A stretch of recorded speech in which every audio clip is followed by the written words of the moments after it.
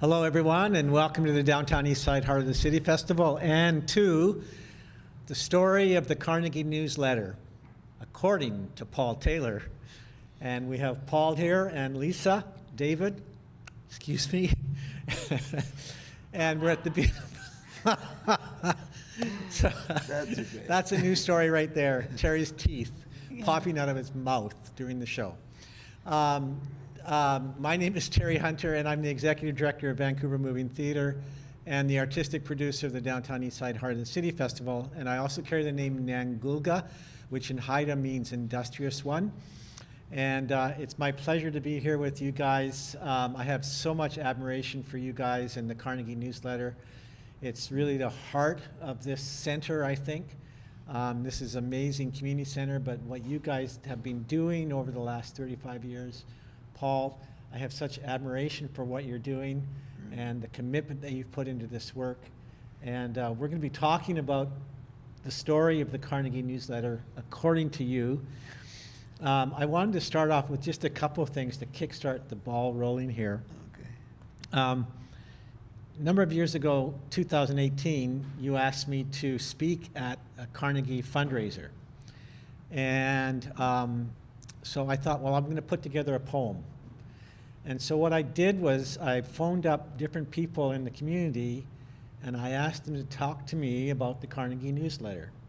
And I talked to Priscilla Tate, Michael Clegg, who's in the house tonight, Stephen Litton, who's also in the house, Savannah Walling, Charles Barber, Jean Swanson, Kelty McCarricher, Leith Harris, and did I miss anyone? That's it. And I had this amazing conversation with them, each of them talking about the Carnegie Carnegie newsletter.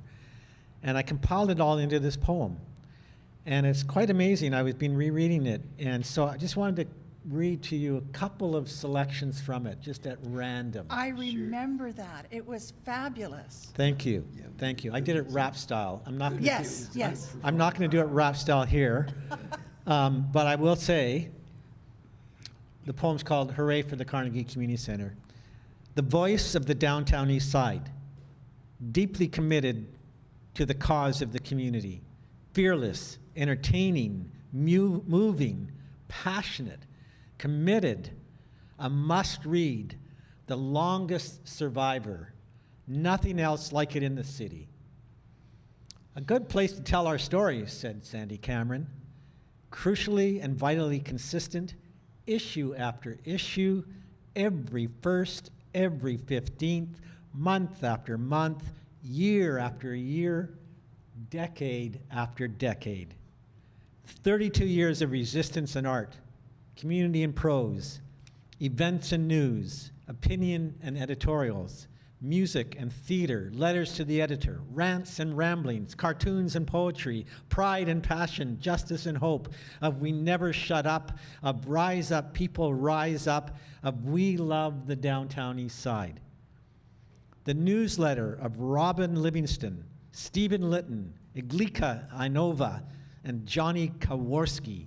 The newsletter of Jim Dewar, Robert McGilvery, and Skid Row John. The newsletter of Rita Wong, Wilhelmina Mary, John Allen Douglas, and B.B. Polecat. The newsletter of Guai Lo, Stephen Belkin, Lama Mugaboo, and Skippy the tie-dyed mascot. The newsletter of Marlene Watney, Ruby Diamond, Gary Gust, and Fuckhead Jones. The newsletter for Sandy Cameron to speak politics of the heart, the newsletter of Tracy Morrison to shout crisis, and the newsletter of Bud Osborne to raise shit. Incredible, our editor Paul, giving voice to those not recognized and easily dismissed. Honest and accessible, the writing may be brilliant, it may be imperfect. The Carnegie newsletter uncloaks a place to be emotionally naked, to reveal ourselves, sweetness, fearless, and surviving through laughter. It's a community voice box. It's our vision for community health. It lived DTS heroes past and present. It's rally for a poverty-free BC. It's Save Crab Park. It's Our Homes Can't Wait.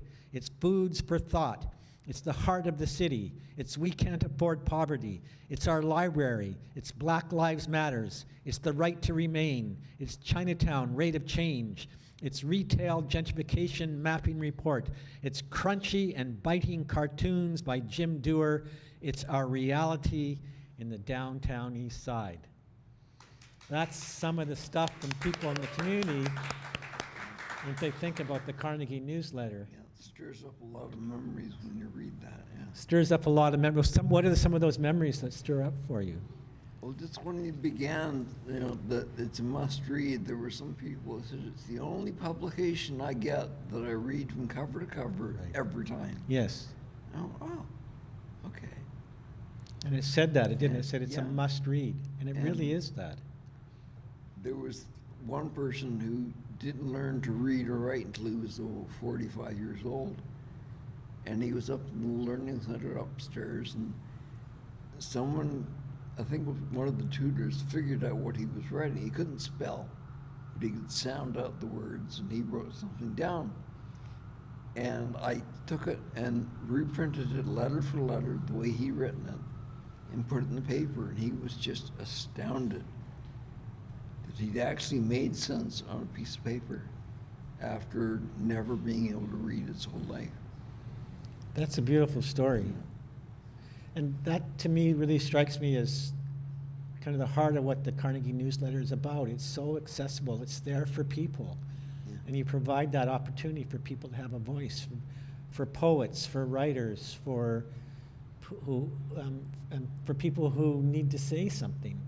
And that's why I go to the Carnegie newsletter, because I know when I go to it, I'm going to get a real, I'm going to use the word authentic, because it's overused a lot. Yeah, okay. But it's a real voice of this community. And you've done that through making it accessible to people and providing it as a platform for people. It's very low barrier. Very low barrier. No, well, if all they have is a pencil and a scrap of paper, and they want to write it out, what they need to say, Paul will type it up for them. Yeah. And give them a voice in the newsletter. It's, when Paul and I were first dating, that was one of the things that we used to do together, was put the newsletter together. And when Paul started doing the newsletter, he's been doing it for 35 years. I've only been doing it for about 24. He used to do it on a typewriter. And he literally cut it out with scissors and pasted it down with glue. Yes. And then took it to the print shop. Yeah. Budget printing was really helpful, and they would just take it as it was and produce it. And then deliver it to the office, and Paul's volunteers collated it by hand. Paul would staple it, and then they'd all fold it, all 1,200 copies. Yeah. So it's a labor of love. It's a labor of love, and the style is so.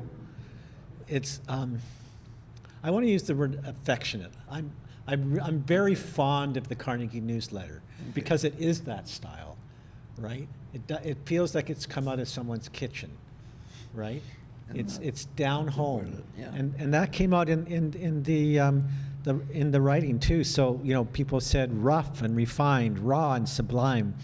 From loving old school hands, black and white scissor cut, glued and pasted, beloved, singularly unique, haphazard design, a crazy, loving, brilliant, raging pulsing heart of community.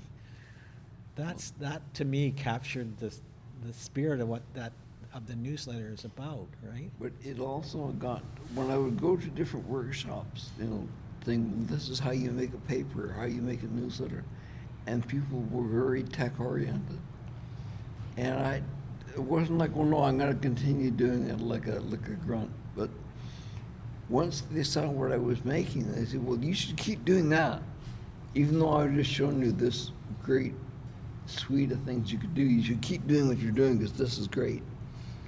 That was the feedback you were getting from people. people. Tried to hang on to that. Yeah. And it wasn't until Budget Printing went out of business, and Paul had to find a new printer that he had to actually learn how to use a desktop publishing Right. program. And They wouldn't do it. because cut and they paste. took his first cut and paste and they said, we'll do it for you this time, but never again. And so Paul has to submit everything digitally Yeah. now. And so that was a very steep learning curve.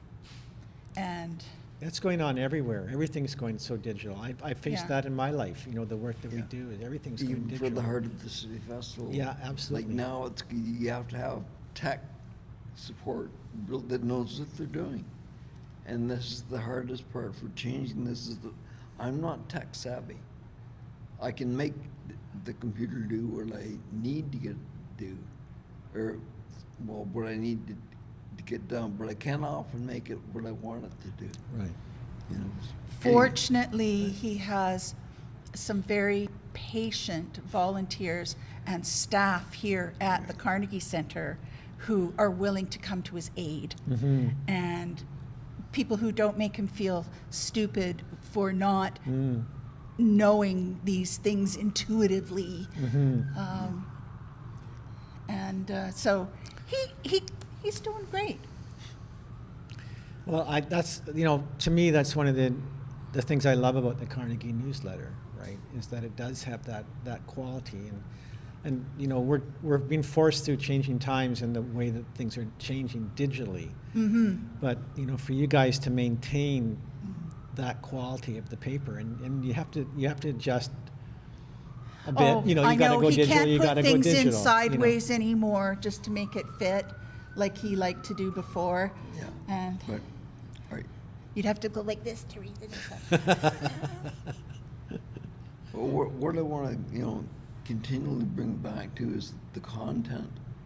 Like with the writing contest, we just had the Sandy Cameron Memorial Writing Contest. The awards were earlier this evening, but it's to let people know that your story has not been told, it's not finished. Like we aren't at the end of talking about homelessness. We're not at the end of looking at the gentrification in the area or the drug crisis. Yeah. And myself included, like, no, you just get burned out. I'm sorry, say it again, Paul. Well, you get kind of burned out. You think, Oh. well, I've been saying this for 20 years, and what's changed? Like, what's different for us? And of course, there's a lot of things that have changed. But as long as you don't compromise your own values, then you can keep saying, well, this is what needs to happen. Exactly. And this is what we have to work towards and strive Yeah. towards. Yeah. So maybe it's trying to keep some kind of spiritual connection with the community, Yeah. you know. Yeah, I remember Steve Litton, who's in the audience tonight, raised that whole thing about hope in face of all the struggles that we're facing in the community. Yeah. And I remember he was telling me, or he talked to Sandy Cameron, and Sandy said it's the struggle. That's what you know, we don't have that many victories, right? This is true. We don't have that many victories, and what One it's of the about things- is the struggle, it's the fight, it's the resistance, it's the resilience, and just keep on going, Yeah. and you will win things, but we're going to have a lot of defeats. Yeah, so here's the Raging Grannies on the cover. Oh, with Earl Peach as a fill-in granny because they were short. But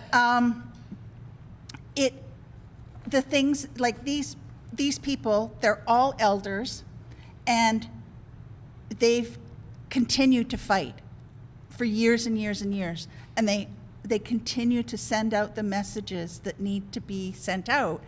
And I think that that's one of the things that the Carnegie newsletter is doing, is Exactly. that if Paul keeps putting it out all the time, and you can follow the progress of some of the issues that have been occurring that are important to the community, you Yeah. can follow them Yeah. in the newsletters. That there are things that never you think, oh, is this going to get resolved? Are we always going to have homelessness?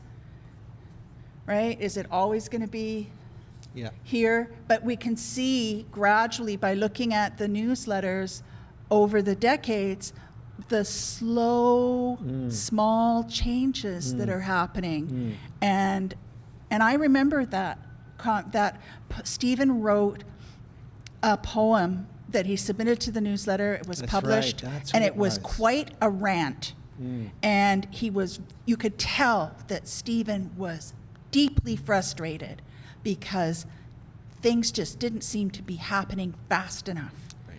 And the very next issue, Sandy submitted a written response. Yes, that's what it was. And it was Sandy reminding us to not give up hope.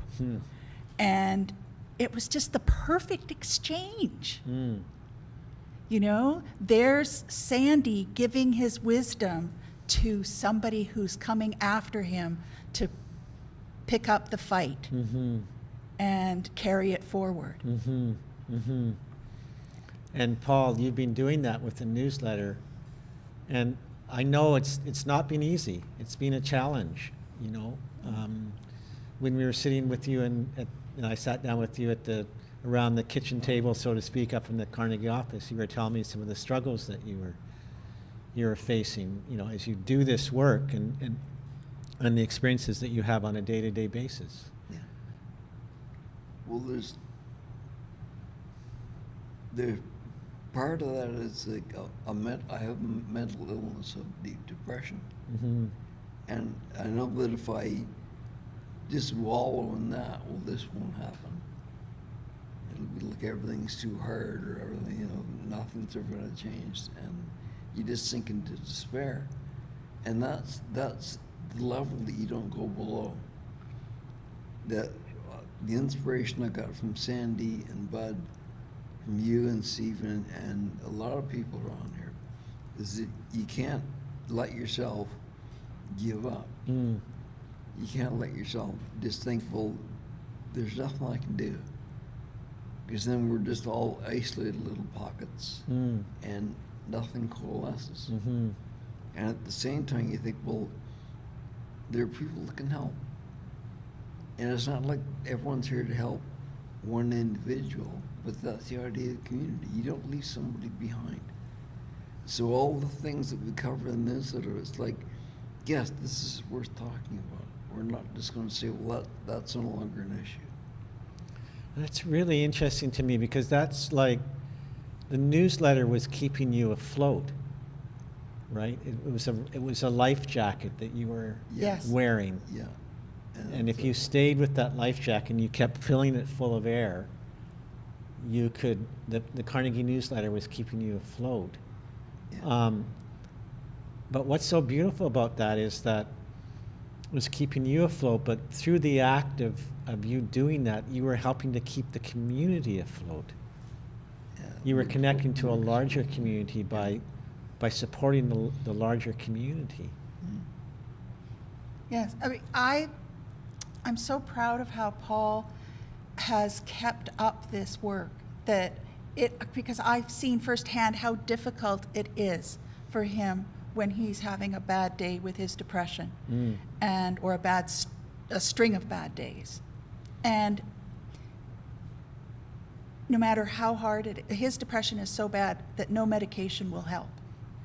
And he still gets up, he leaves the house, he comes to Carnegie, he works hard, he tries to make sure that everybody gets a voice, and in helping others, he's helping himself. That's beautifully said. I love that line. In helping others, he's helping himself. Yeah, and I'm grateful to the staff at Carnegie. Paul's been here longer than most of the staff. I think all of the staff. There is not a single person on staff here who has been here for as long as Paul has. And there's Egor has volunteered here for as long as Paul, maybe a little bit longer.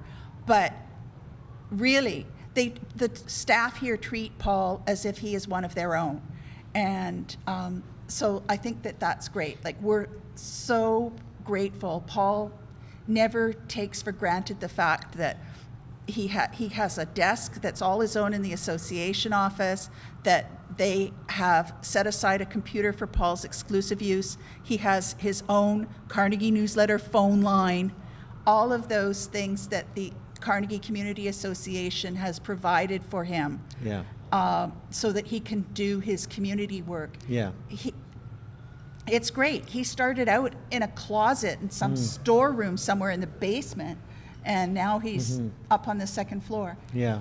And has a space with room to move and light. Yeah, exactly. Yeah. Sorry, someone's talking in the audience, and it's hard to hear. It's very distracting. Thank you. Yeah, thank you for that. The Carnegie has been a gift to us all, and it's provided that Yes. place for you. That the Carnegie, it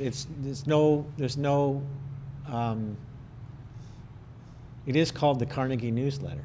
Mm-hmm. Yeah. Well, that name's like, there was one misconception in the programs that I've been doing it as an editor since day one. Well, it was started when one of the staff here, there was a newsletter, it died out. It was called the Carnegie Crescent. And one of the staff thought, well, we need to keep this going. People enjoyed it. So they hired somebody on a UI top-up program. He used to work for a city paper in Toronto. What time are we talking about, Paul? Oh, this is Like 85, 85. 86. He came out, he started the paper on a UI top-up program and was here for the first 7 issues. Or the first, 7 issues. Yeah. And then his UI ran out, so he carried on. And we thought, well, this isn't that hard, we'll keep going. There's been times, of course, when the staff just roll their eyes or grit their teeth at, shit that I'd done or, just isn't working out. Like Michael, who was here, said somebody would call him up and he'd have to hold the phone on here, for a while. He'd go, because someone was pissed about what I'd printed or written or something. Okay, that happens. The odd time people who have contributed to stuff would get pissed that it wasn't the way they thought it should be, or I'd somehow changed it. There's a fine line between editing something Right. and purposely changing something. And sometimes I've blurred where that is. It just, people chagrin. Okay, it happens. But there have been other times where you've edited people's work and they've thanked you for doing that. Yeah, I know Robin Livingston has said more than once that you make him look so much better. Because he writes in stream of consciousness Yes. style, in all caps, in pencil, very tight together. And Paul sifts through that and turns it into something coherent on the page. Right. Yeah, exactly.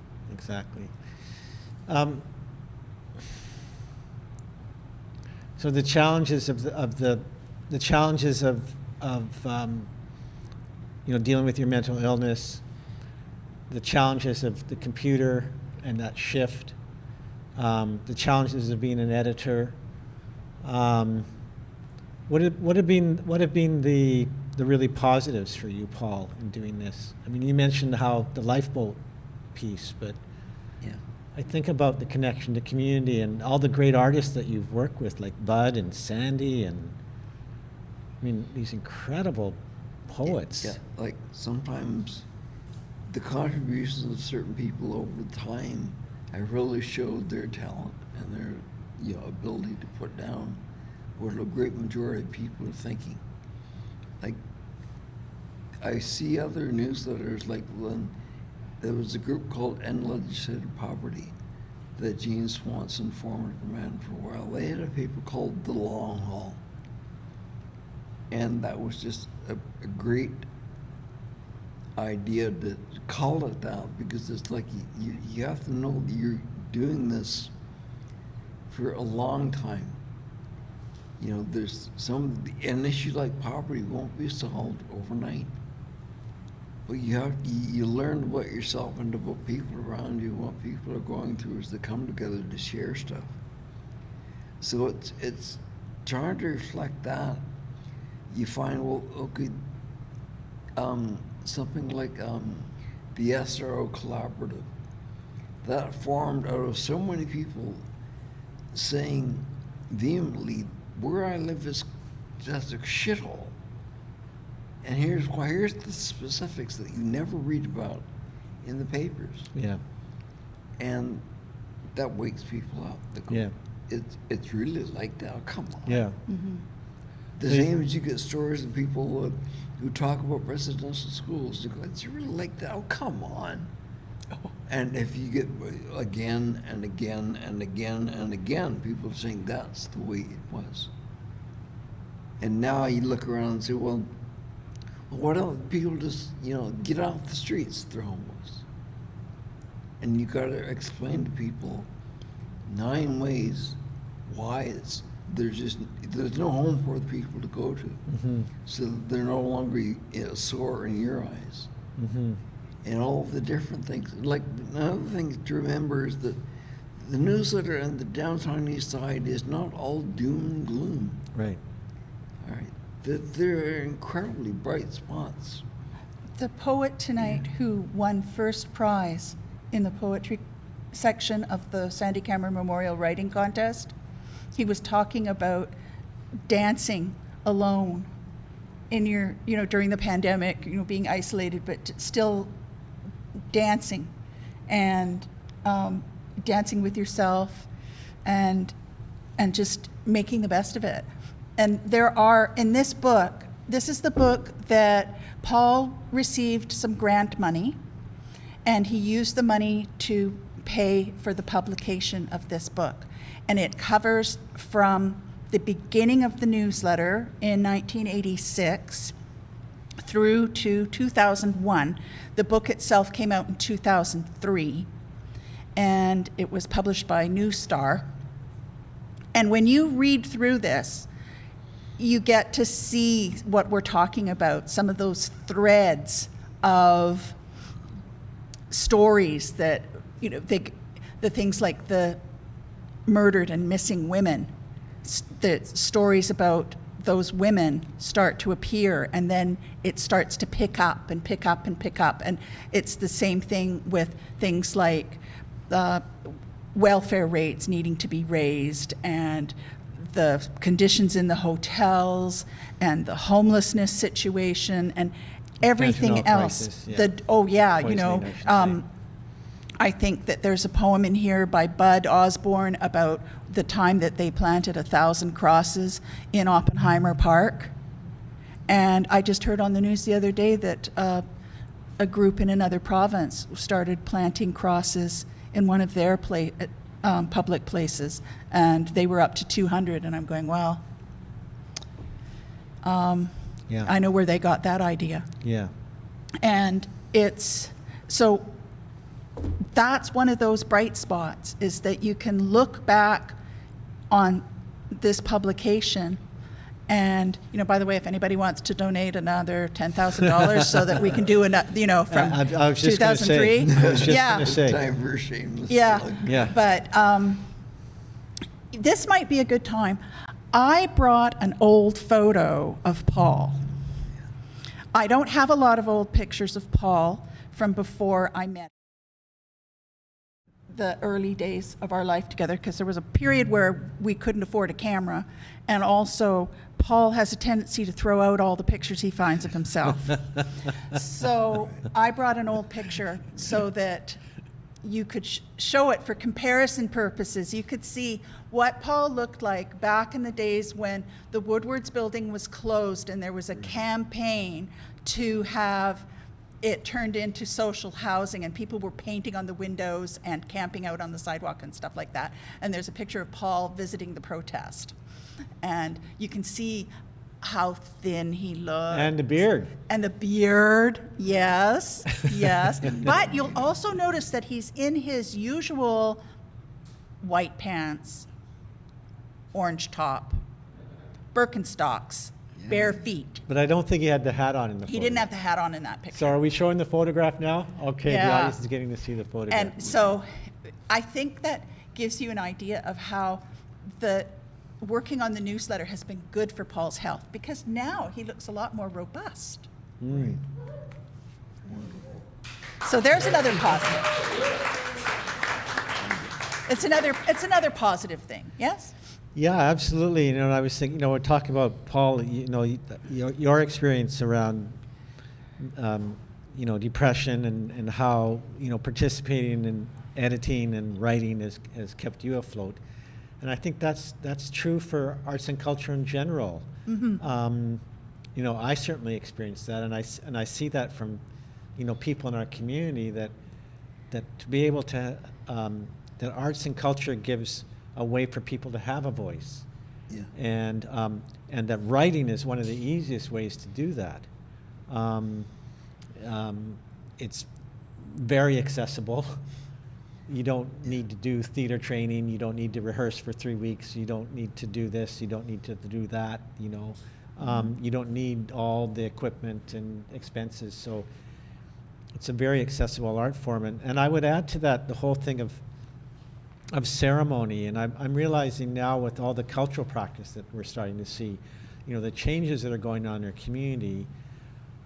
Certainly the one big thing that I've seen in the last couple of years is the emergence of cultural practice, indigenous cultural practice, and the ceremony elements around that. And so where you see, from a Western perspective, I see it from perspective of art, and from a Native perspective, I see it from more a perspective of ceremony and practice. And that sense of art as being something, not a distinct thing, but it's something that you do as your everyday life. So, but both have, artistic practice can have a healing aspect to it, and cultural ceremony has healing to it. And we saw that today when the Legislative drummers came in, and those songs are very prayerful. They're about centering you. They're about finding peace. They're about connecting to the world that's all around you. Yeah.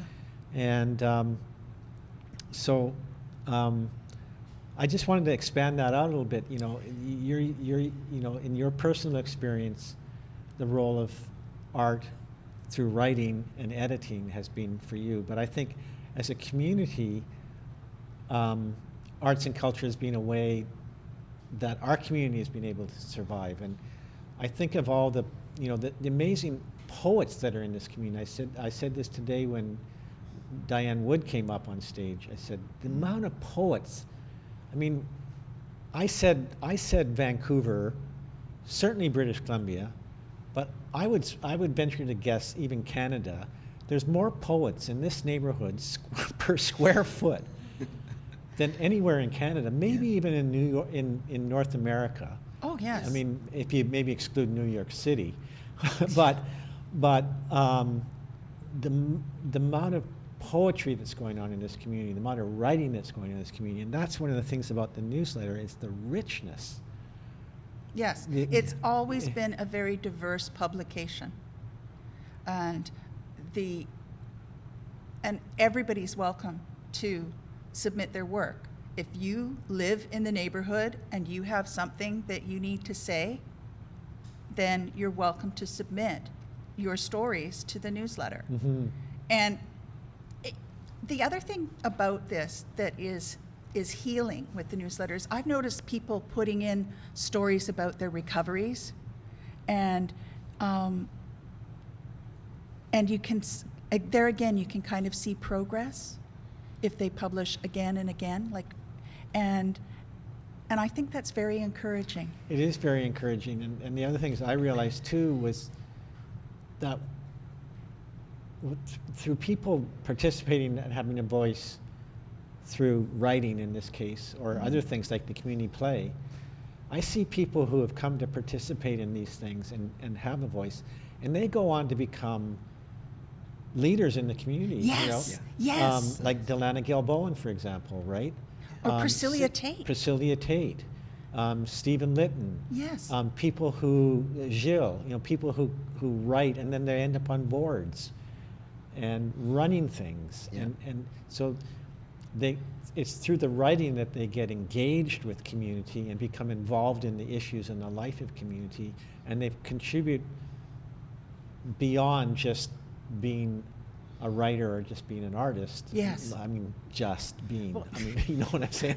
That sounds like I'm But, minimizing. no, I but don't what mean you're to do saying that. before But about it's just part of who we are as a community, that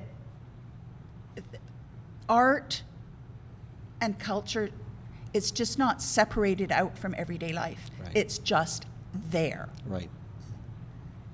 So And it's not a surprise to see somebody sitting on the sidewalk with their back against a building writing in a notebook. It's not unusual to see somebody sitting on the steps of a building carving something. Or playing a guitar. Exactly. On the street. Like, it's just part of who we are in this community. Yeah. And it's seamless. And I think that there are a lot of things about the downtown east side that we could teach other places, other locations about getting along, that we're not just tolerant. We go beyond that to non-judgmental acceptance. Yeah. Everybody. Because you'll find that Is cared about. At least I find when you go to a different neighborhood, the level of again tolerance is just not there. If you don't fit in, they don't want you there. Right. And they've got no uncertain terms that you don't belong here. Yeah. And what's funny is that the downtown east side seems to be where everybody who doesn't belong elsewhere comes. Yeah, I think that's true. I just have a technical question for the crew. Are we getting Paul's mic okay? Does it need to be moved closer? That'd be better if it was closer. Yeah. Okay. Yeah, that's the thing. Right. Paul has a neurological disorder which Well, makes it also- hard for him to speak. Well, when you sit back, it's just got distance from there. That's fine. Yeah, Okay. there. Is that better? Yeah, that's fine. Okay. I was thinking of Sandy Cameron when you said that, because when when Savannah and I were approached by the Carnegie Community Center to do the community play in 2003, one of the people that we talked with was Sandy. I mean, they were like, who should we talk to? Yeah. Yes. Right at the top of the list was Sandy Cameron. Well, he was our Yeah. historian for He the was the neighborhood. I historian. mean, he started his history of the downtown east side from The Stone Age. the Ice Age. And so the indigenous people from our community talk about time immemorial. Sandy talked about that too. Yeah, yeah, and I remember. So Sandy was really influential on Savannah because he really, and I have to go back and I actually should memorize all this stuff because I was talking with Michael Clegg about this tonight. We were upstairs talking.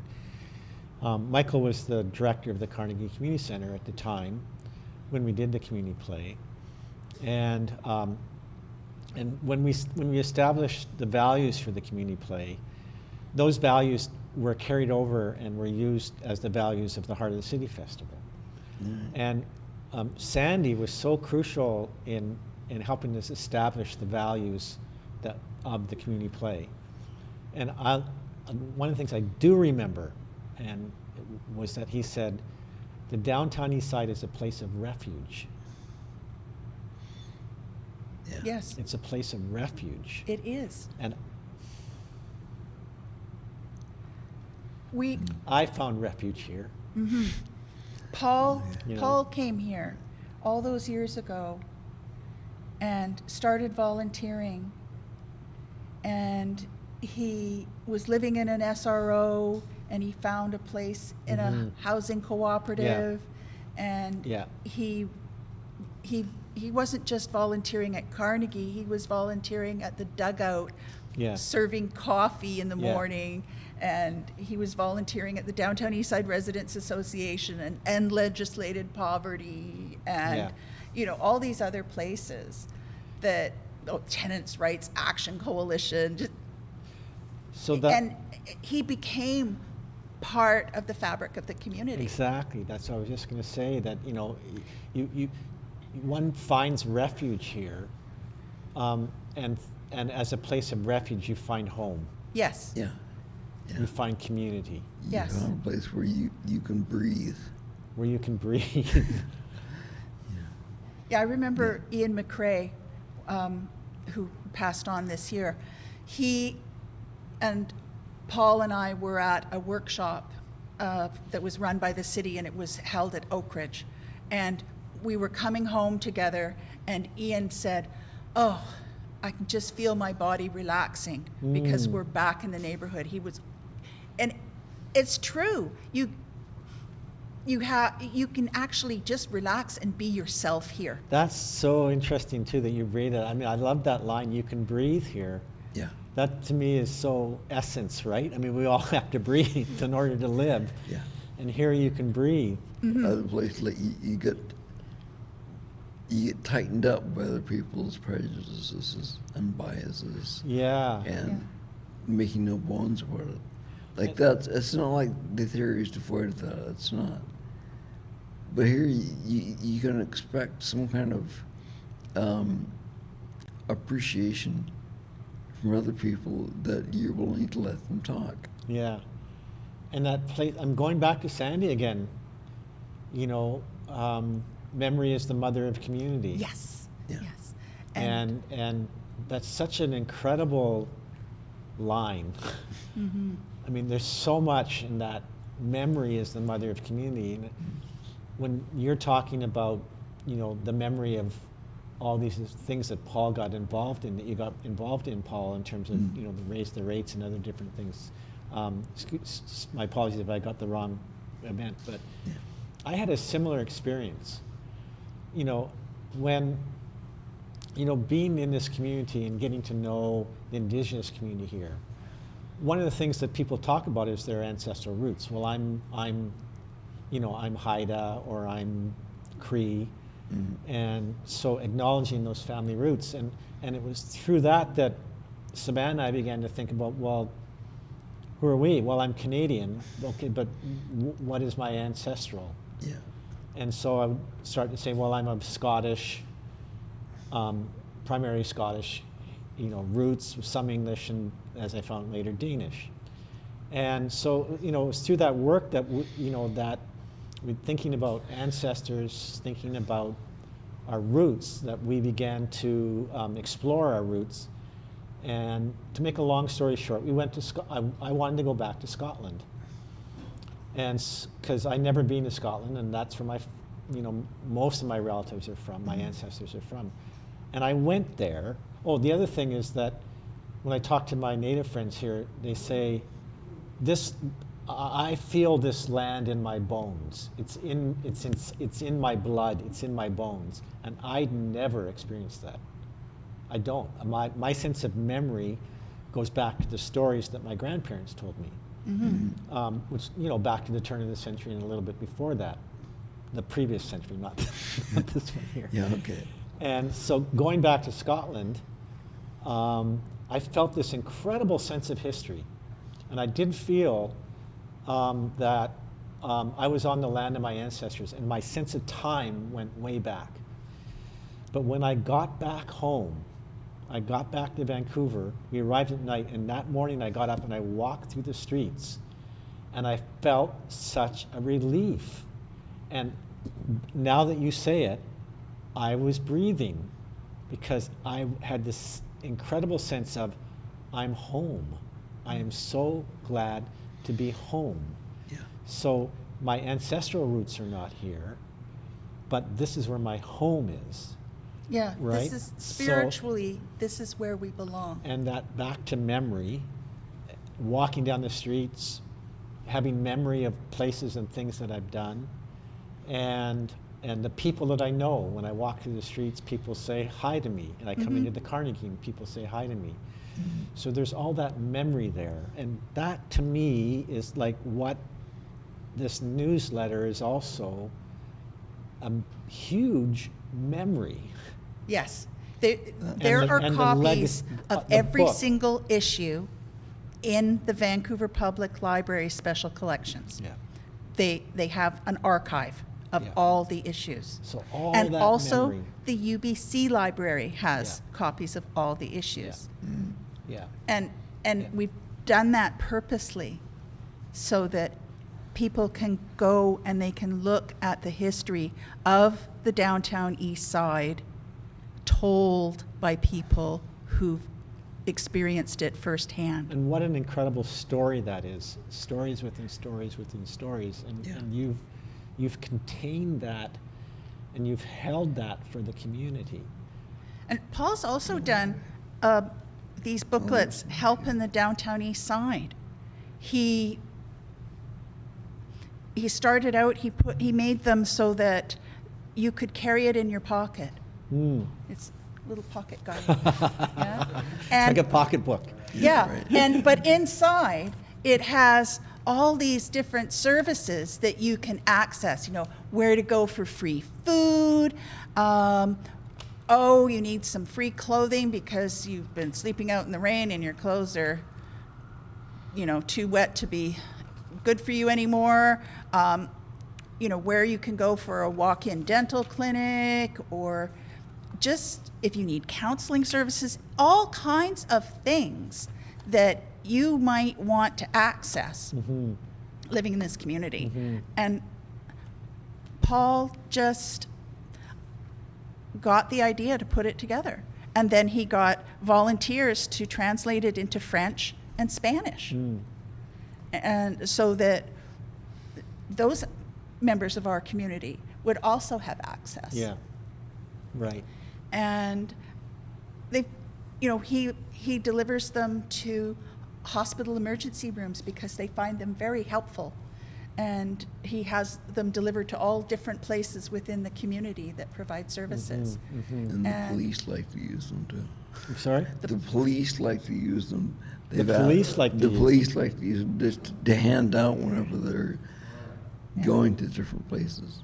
But it's when that it's just the kinds of things that people have come to rely on. When you're at home, you want to be able to know what's around.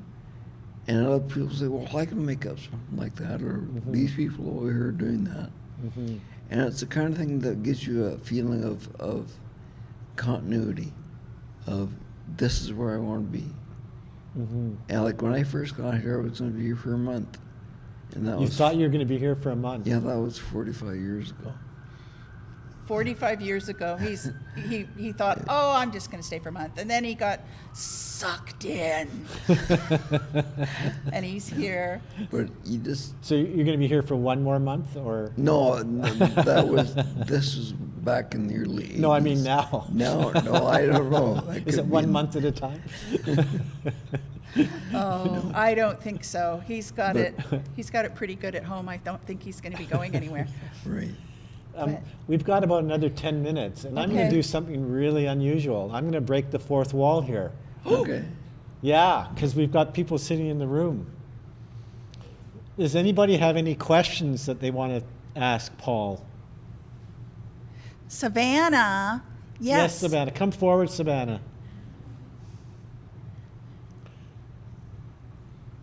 I was wondering, are there any controversies that have emerged with the newsletter over the years? I'd like to share the story. So I'll repeat the question Savannah's asked, because it's Savannah. Has there been any controversies over the years that you would like to share with us?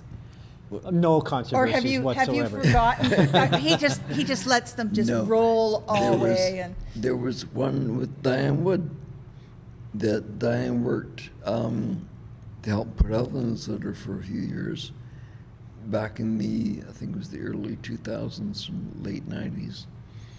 And I was going to make a cover, and I took an art design that Diane had made, put it on a T-shirt, and cut out part of it and thought, well, there's the image. Well, Diane was really upset. Like, you don't do that to my work. And I just, no, I guess I shouldn't have. Right. Anyway, You Diane, did print an apology in the newsletter, Yeah, didn't you? yeah. Yes. And Diane just, like, from that day on, refused to work on the newsletter. And I, realized what I'd done, of course, and wrote an apology and put it in the paper for everyone to see, like, that's what I'd done. I'm an idiot, and I shouldn't have done that. I asked Diane if she wanted to come back, and she said, no, I'm just not going to have anything more to do with it. Right. Yeah. Okay, that Oh, and may there or may was not have the, been resolved. there was the time that you were publishing stories by somebody named Kevin and Annette, Oh, and they right. were about the missing children at residential schools. Right. And now, I know that Kevin had some mental health issues, so some of his writing was a bit off the wall, perhaps, but he was coming from a good place. But you had members of, I think it was the Anglican Church, in your office coming and telling you, please, please stop publishing what he's written. Yeah, and I said, well, he's been involved in this. I guess what our reaction to the Anglican Church, and I doubt they've forgiven me or whatever, is that they were speaking like a few individuals that went like, we think this and we think that, and I said, well, excuse me, but you're not a king or a queen, so don't talk to me like you are. You're giving me your opinion, and he's giving his opinion, and if you don't agree with each other, well, that's fine. At the same time, it's not like no matter what he says it's right. That wasn't the case either. Like, it was taken off co-op radio because he went on to his show and called all the RCMP murderers.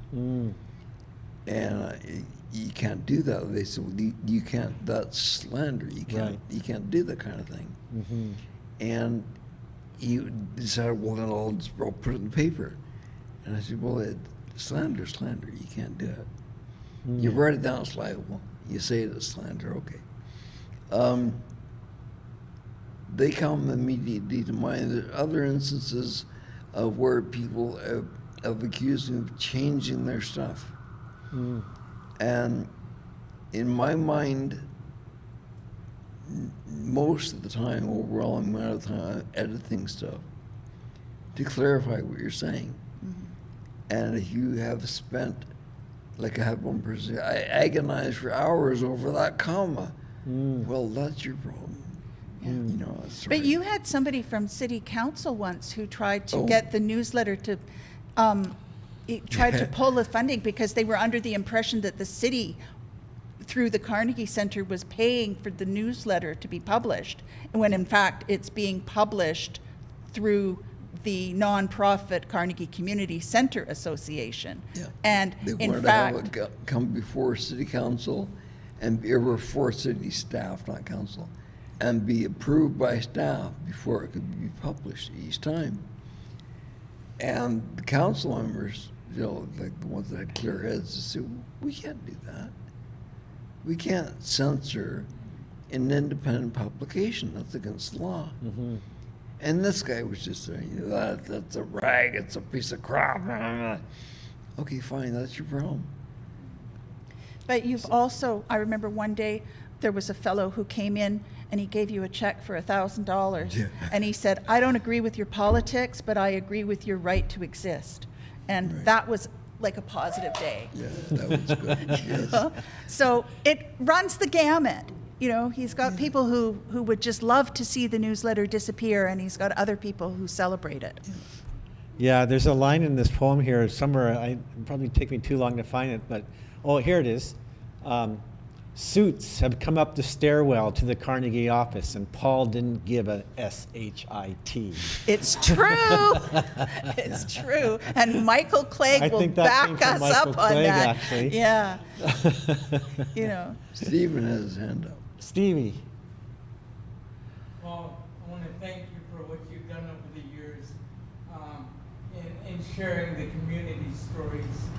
Have the stories changed from the beginning as to when you started, and have they evolved over time, or what are some of the similarities that you've seen that hasn't changed, that needs to be changed, and how do we embark on moving those stories forward so where it can become more national?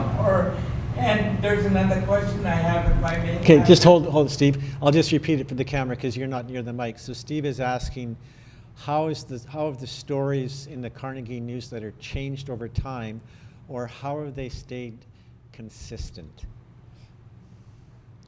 Okay, well, as people change, stories change. That's a given. The demographics of the neighborhood have changed a little bit too. That's been a factor. Yeah. You've had, It weighs in. yeah. But as people become more impassioned about something in their own life, they write about it. Either express it in poetry, or they write an article, or they draw something, and it changes over time. I noticed some difference in the way people say things, but there's as many different stories as there are people, so it comes through. And the consistency? The consistency, you can see that over time, that somebody will write about something in 1987 and write about exactly the same thing now, and the way the words are put together has changed somewhat, but you can tell they're talking about the same things. Right. And the more passionate, or the more deeply they feel what's going on, that it comes out in the paper. Yes. In the beginning, Paul received a lot of articles and stories from, say, the loggers and other, the seamen and stuff Right. who were here. They would be talking about, beer parlors and Right. stuff like that. And now it's more about people talking about on the street. We had the whole campaign with Bud Osborne and others trying to get a safe injection site. Right. There's a lot of talk now. They're not talking about beer parlors so much. They're talking about the importance of having a safe place to fix. Right. And so there's been that change. We don't have all of the people who are living in SROs now or on the street are a lot younger than they used to be. Yeah. Right. What hasn't changed is that we still have a higher percentage than we ought to of Indigenous people Right. living on the streets Right. or in grossly substandard housing. You compare the number of Indigenous people in the population as a whole, and you look at the numbers for how, the percentages of people who are, in prison or living in substandard or with no housing. Yeah. And it's a national embarrassment. It is. We got time for that one more question, Stevie. What was your next question? With regards to the standards of media in the downtown east side and those of your counterparts on the outside, has there been any opportunities for them to do a story on what you're doing Oh, as yeah. a news media outlet for those out there? So the question is, has the outside media covered the Carnegie newsletter? Yes. There's been Jen St. Dennis from the different- Tyee? Yeah, she wrote one recently about when the paper, because of the pandemic, of course, for a long time, no volunteers had committed at the center. And Right. it takes anywhere from 5 to 9 people to put the paper together and deliver it. A lot of the places are closed. We've cut back in the size, cut back in the way it's presented. She wrote a story about that, and people were interested, and I said, well, all we can do is wait and see what happens. Yeah. There's been interviews with CBC, did an Co-op interview Radio? for Co-op Radio. Twice. And people are aware of, like Catherine Gratzinger, who worked with the CBC for a while and is teaching at UBC. She's quite aware of it. Humanities 101 gets a newsletter every time it comes out, and they spread it that way. Yeah. I think that's the bell telling us That's the And end of the every, show. Yeah. every single city councillor gets a copy of the Carnegie newsletter sent to them, whether Perfect. they want it or not. That's right. You know, so it's, I think too, if I may say, I think that some of the other publications like the Vancouver Sun and the Georgia Straight and stuff, not that the Straight has ever been really that sloppy or slanted, but I think that some of those other more traditional publications have been forced to step up their game a little in reporting about the downtown east side, because there used to be a big gap between Yeah. how they told our stories and how Yeah. Paul.